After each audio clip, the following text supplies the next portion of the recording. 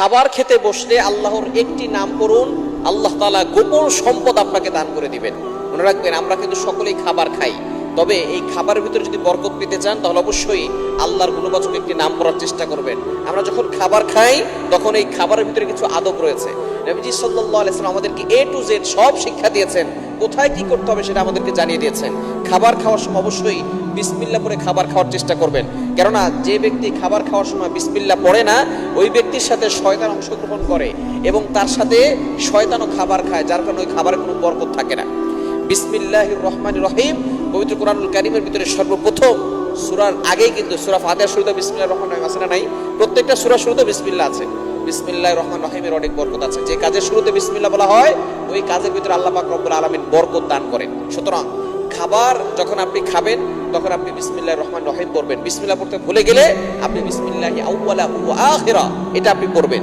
এরপরে আপনি আল্লাহ তাআলার গুণবাচক একটি নাম বারবার পড়ার চেষ্টা করবেন, কেননা যে ব্যক্তি আল্লাহর প্রশংসা করে আল্লাহ পাক রব্বুল আলামিন তাকে নিয়ামত আরো বাড়িয়ে দেন। পবিত্র কোরআনুল কারীম আল্লাহ তাআলা নিজে বলে দিয়েছেন। কোরআন খুলেন 13 নম্বর পারার 15 নম্বর পৃষ্ঠার 4-5 নম্বর লাইন, সূরা ইব্রাহিমের 7 নম্বর আয়াতে আল্লাহ বলছেন, লাইন শাকারতুম লাযীদান্নাকুম ওয়া লাইন কাফারতুম ইন আযাবি লাশাদীদ।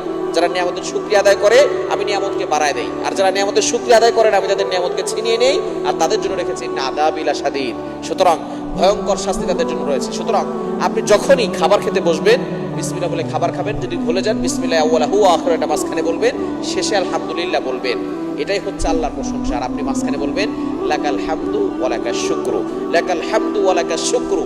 এটা যদি আপনি পড়তে পারেন আল্লাহ তাআলার এই গুণবাচক নাম লাকাল হামদু ওয়া লাকাশ শুকরু, আপনি সমস্ত প্রশংসা আল্লাহর জন্য, সমস্ত কৃতজ্ঞতা আপনি শুকরিয়া আদায় করছেন আল্লাহর জন্য।